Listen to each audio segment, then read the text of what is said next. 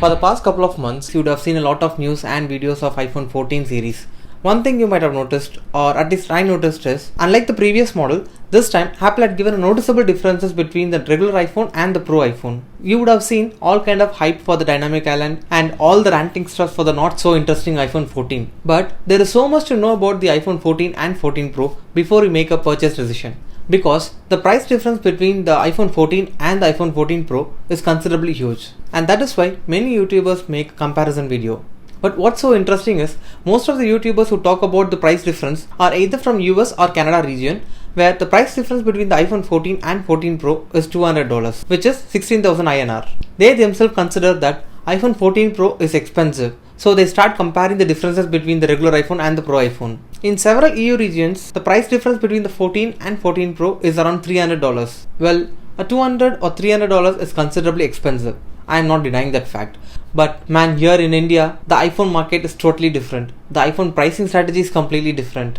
The cost difference between the iPhone 14 and 14 Pro is 50,000, which is more than $600. A serious level of cost is involved in here. The iPhone 14 Pro is 60 to 65% costlier than the iPhone 14 in India, whereas it is just 30% costlier in rest of the world. So it is very vital for us to know more details rather than just going through the spec sheet. I'll share my in-depth analysis of both the iPhone 14 and the 14 Pro in this video. Similar to last year iPhone 13 series, Apple introduced 4 models of iPhone 14 this year, but the mini version is now getting replaced by Plus, and this literally makes more sense. By replacing the mini with Plus, Apple finally gave the opportunity for the customers to buy a bigger iPhone without pushing them to buy an expensive Pro model. Yes, so far, if a user wants a bigger display, even though he or she doesn't want any Pro iPhone features, they were forced to buy the ultra expensive iPhone Pro Max. With iPhone 14 Plus, users have an option to buy a bigger iPhone at a reasonable price compared to the Pro Max. Not just that, with this change, the lineup looks more neat and clean. Although it looks like 4 models, it is mainly divided into 2 categories, the regular iPhone and the Pro iPhones. The iPhone 14 Pro and Pro Max are together referred as Pro iPhones. They both are identical in terms of features and performance. The only difference between the Pro and Pro Max is the display size. The bigger display comes with an added advantage, more room space for a bigger battery. The same goes for 14 and 14 Plus. They both are identical in terms of features and performance, but the Plus comes with a bigger display and a bigger battery.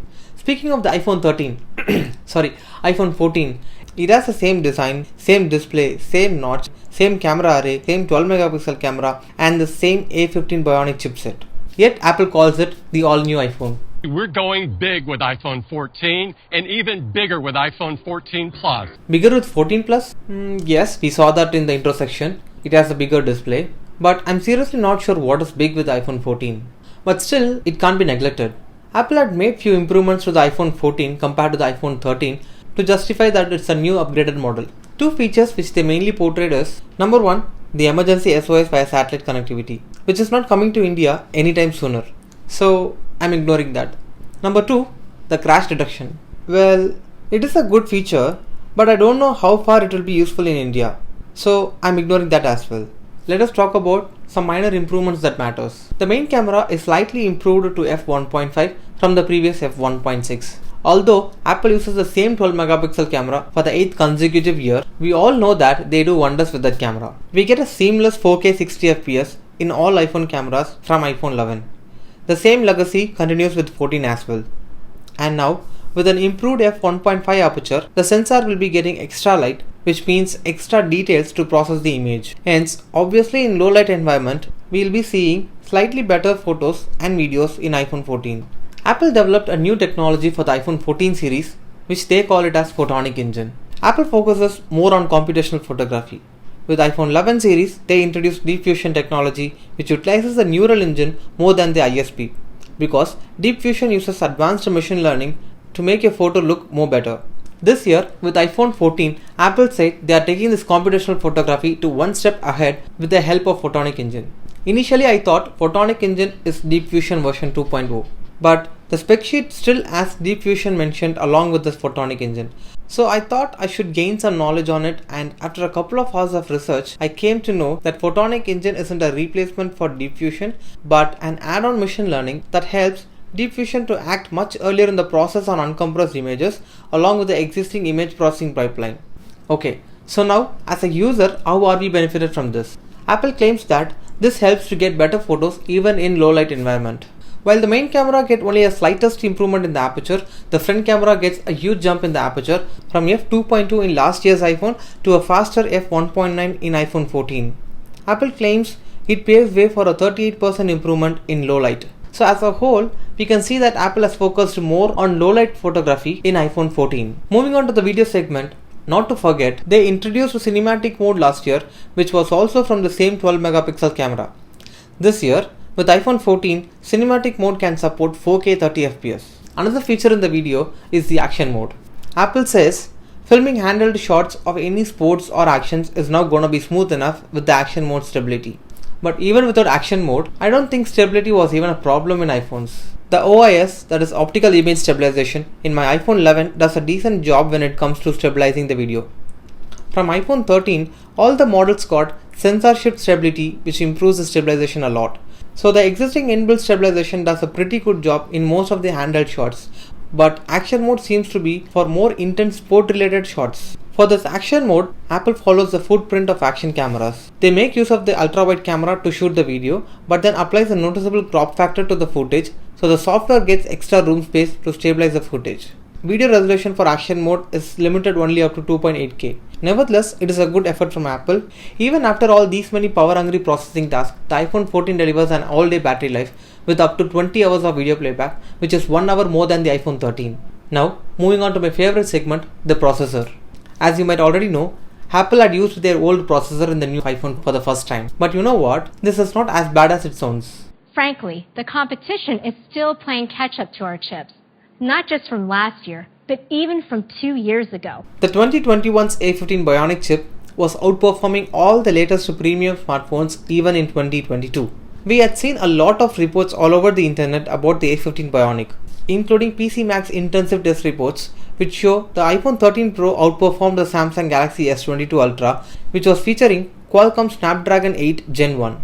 So soon after this, Qualcomm launched their upgraded Snapdragon 8 Plus Gen 1, in which brands like Asus and Samsung showed more interest. So a couple of months back, Samsung launched their premium smartphone Z Flip and Z Fold with the latest Qualcomm Snapdragon 8 Plus Gen 1, which performed better than the S22 Ultra. However, the A15 Bionic is still faster than the latest Snapdragon 8 Plus chipset as well. The A15 Bionic is crushing its competitors even after a year. So, Apple inserting the same A15 Bionic to the iPhone 14 is not an issue at all. Another good news here is, although the 13 and 13 Pro was featuring A15 Bionic last year, they both were not the same. The A15 Bionic in iPhone 13 has 4-core GPU, while A15 Bionic in iPhone 13 Pro has 5-core GPU, which even handled the ProRes video without any hiccup. Apple had given the iPhone 13 Pro's A15 Bionic to the iPhone 14 and 14 Plus. Let's move on to the 14 Pro discussion. We have 4 key things to talk about the iPhone 14 Pro model. First and foremost is the design. Apple is way behind its competitors when it comes to a notchless design. For a long time now, Apple is stuck with the huge notch, and that's mainly because of their reliable Face ID, which depends on several hardware components, especially the dot projector and IR sensor along with the front camera. For this reason, Apple cannot go notchless, at least in the near future. But this time, they managed to reduce the notch considerably by making a pill-shaped notch. Apple coming late to the party isn't new to the industry, but they make sure they do something unique to seek attention. The pill-shaped notch is one such thing this year. They introduced a software feature that integrates with the notch intuitively. They call it as Dynamic Island. It does so many cool things like handling the system alerts and notifications for calls, connecting AirPods, silent switch, charging indicator, AirDrop, Face ID, etc. It is also developed to handle live activities like a scorecard and background activities like playing music, timer, and much more. Kudos to the engineering team. From an engineering perspective, I would like to talk more about this maybe in future. As far as this video is concerned, let's keep moving to the next key thing, the display. While the regular iPhone 14 and 14 Plus is still having only a 60Hz refresh rate, 14 Pro and Pro Max is having 120Hz refresh rate. Apple calls it ProMotion display. It was there in 13 Pro itself. In fact, the ProMotion display was the main selling point for the 13 Pro series. In 13 Pro, the ProMotion display has an adaptive refresh rate with a max of 120Hz to a low of 10Hz, meaning based on your activity, the content you are watching, or the way you are interacting with it, the ProMotion display produces a faster frame rate up to 120Hz when you need them and goes down up to 10Hz when you don't need them to preserve the battery.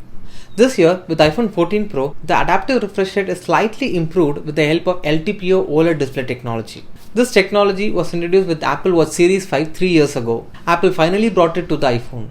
LTPO display allows the refresh rate to go as low as 1 Hz, which is extremely power efficient than the lower of 10 Hz in 13 Pro. And guess what? This finally unlocked the long-awaited always-on display. Another improvement to the display is the peak brightness. Now, we have a peak brightness of 1600 nits, which is huge. In outdoor conditions, the brightness can max out up to a whopping 2000 nits, which is by far the maximum brightness any smartphone ever had. Moving on to the main segment, the camera system. As usual, the Pro iPhones are having an extra telephoto lens in addition to the main and ultra-wide camera. This telephoto lens is used to zoom 3 times optically, and it also paves way for a 15 times digital zoom compared to the 5 times digital zoom in the regular iPhone 14 and 14 Plus.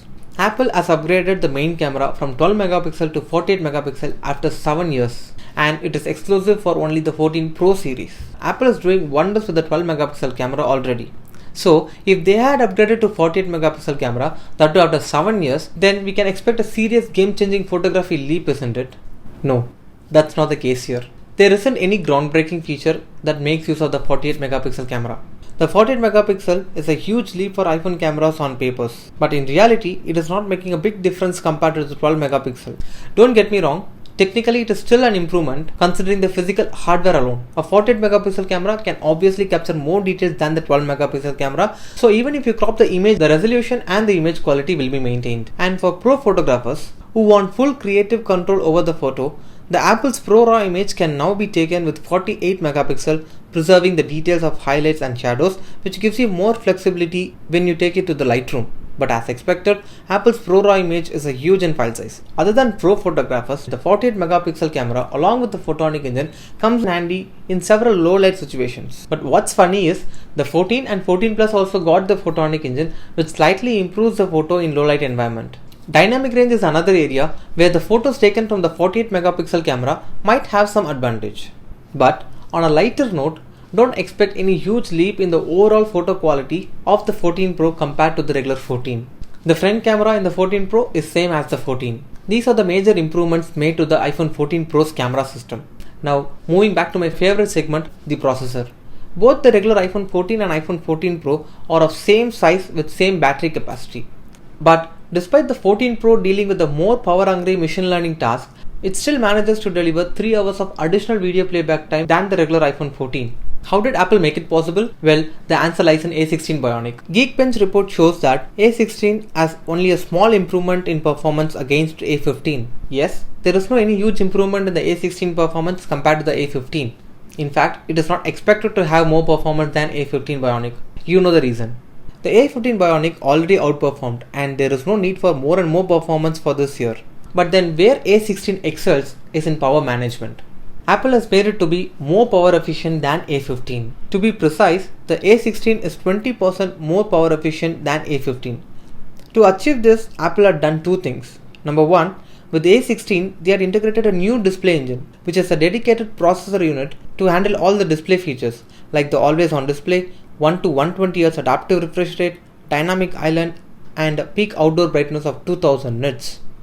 The sole purpose of the display engine is to optimize the power consumption of all these display features. Number 2, even though they stick with the same number of CPU and GPU cores and the same 16-core neural engine like the A15 Bionic, all of these are designed to deliver more performance per watt in A16, which results in handling all power-intensive tasks for the 14 Pro, yet manages to have more juice left at the end of the day. Now you know the reason why A16 didn't show up in the base model iPhone 14 and 14 Plus. The base model doesn't have any Pro display features, so it doesn't need a dedicated display engine. Also, it is not having the 48 megapixel Pro RAW image or Pro Res video, so Apple might have decided the base model doesn't need the more power efficient A16 processor. Okay, now that you know all the improvements made to the 14 and 14 Pro, let's move on to the main section of this video, the verdict. 14 versus 14 Pro. We all know the price gap between the 14 and 14 Pro is huge. The 14 starts at 80,000 while the 14 Pro starts at 1,30,000. 14 Pro is freaking expensive. Although we know all the new features got added to the 14 Pro, is it worth for the extra 50,000? For an average user and for a vast majority of the people, including the social media bloggers and vloggers, the 14 Pro is not worth for the extra 50,000. Let me tell you why. Everyone on the internet says the iPhone 14 is exact replica of the iPhone 13. But if you're following Apple for years, you know this is not new. We have seen this pattern for years now, from iPhone 5 to 5S, iPhone 6 to 6S, 7 to 8, 10 to 10s, and now from 13 to 14. This is actually expected. Every 2 to 3 years, the iPhone's upgrade will be very minimal. They do this to cope up with their yearly upgrade cycle and push the sales forward. See, people are not gonna upgrade their iPhone every single year. So the iPhone 14 is not for people who are having the iPhone 13 already. It is for the people who are having a very older iPhone and waiting for the right time or for a specific feature to upgrade. Even though iPhone 14 didn't have much of an upgrade from the previous model, it is no less of a thing. It has most of the demanding features, or in other words, it has 85 to 90% of the features that are available in iPhone 14 Pro, like the industry leading smartphone camera, highly usable ultra wide camera, high quality front camera, 4K 60fps in all the 3 cameras, sensor shift stabilization, night mode in all the cameras, slow-mo at 240fps, cinematic mode at 4K, smart HDR, portrait photography, face ID, up to 6 meter water resistant, super retina XDR display, great battery, fast charging, MagSafe wireless charging, and most important, the powerful A15 Bionic with 5-core GPU. Everything that you need for your daily task, your productivity task, your social media content creation task are all available in iPhone 14 itself. So adding few extra features to the 14 Pro on top of all these demanding features doesn't make it worth for the extra 50,000. It is for a different group of people, which I'll talk about in a minute. But get to know that if you're preferring 14 over 14 Pro, you're not gonna miss any life-changing, innovative or must-have features and all. Maybe you'll miss a dynamic island, but not to a greater extent. Dynamic Island is not going to give you any new notifications. It's just going to display the existing notification system that is already available in other iPhones in a more intuitive way. For example, if I leave my Apple Watch on charge, my iPhone will notify once it is fully charged. Likewise, if my watch needs to be charged, or if I connect my AirPods to my iPhone, or when I use the Face ID, and for so many other activities, the iPhone will notify the appropriate notifications. All these same notifications only going to be displayed in the Dynamic Island as well, but in a cool looking new animated fancy way. Maybe additionally it gives you extra controls on live activities like while playing music and all, but spending extra 50,000 for this feature is not worth, at least for me. Instead, with half of that money, one can buy an Apple Watch SE, which gives more control and great experience to interact with the notifications, music and a whole new set of extended app experiences. See, don't get me wrong. I know I said Dynamic Island is a highly functional and usable feature. I am not denying it. In fact, I like it very much, but it comes at a huge cost. I wish Apple had given the pill-shaped notch and the Dynamic Island to the regular iPhone 14 as well. Instead, they are reserved it only for the Pro iPhone to push more and more people towards the 14 Pro. Anyway, it is what it is. So considering the iPhone 14 series, for so many reasons, the iPhone 14 is the best value for money option compared to the 14 Pro. That being said, let me move on to why you need to buy the 14 Pro over 14, or who needs to buy the 14 Pro. The 14 Pro is not value for money. In fact, it is not meant to be value for money in the first place, because the few Pro features in the 14 Pro are specially reserved for people who look for something more than what the regular iPhone 14 can offer. What if you want the latest and greatest? And what if you are able to afford the 14 Pro? Or what if you are a Pro user who is looking for a specific feature which is available only in 14 Pro? Well, if you fall under any of these groups, the 14 Pro is not going to disappoint you. It has got several cool features. On top of these new features, the 14 Pro also have few existing Pro features carried out from the 13 Pro, like the 3x optical zoom lens, Pro motion display, ProRes video, macro photography, macro videography, and the LiDAR sensor. It is by far the best Pro iPhones ever. These features may not justify the 1,30,000 price, but according to Apple, these Pro features are not meant for everyone. These are specially meant for Pro users. And so Apple be like, the Pro features comes with the Pro price tag. Forget about the Pro users. Apple knows very well a specific group of people intentionally skips the regular iPhone and look for an expensive model to stand out in the public. Maybe all they wanted is some luxurious symbol. Well, Apple doesn't want to miss such allied customers. The triple camera system and the Dynamic Island come to the rescue to make them stand out from rest of the models. The Dynamic Island is a bonus for the Pro users. I mean, you'll be getting the luxury feature for the same 1,30,000 which people would have spent last year for 13 Pro. So, for Pro users out there, if you are new to the iPhone Pro lineup, you can buy the 14 Pro. But if you are already having any one of the Pro iPhones like iPhone 13 Pro or 12 Pro, don't upgrade to 14 Pro yet. Compared to your 12 Pro or 13 Pro, 14 Pro is not much of an upgrade. there is one feature that the Pro iPhone is lacking, which makes me not to recommend you upgrade to the 14 Pro. Well, the Pro iPhone lacks a ton of Pro features. I have a huge list, but this one feature is a must-have Pro feature which is bugging me for a long time now.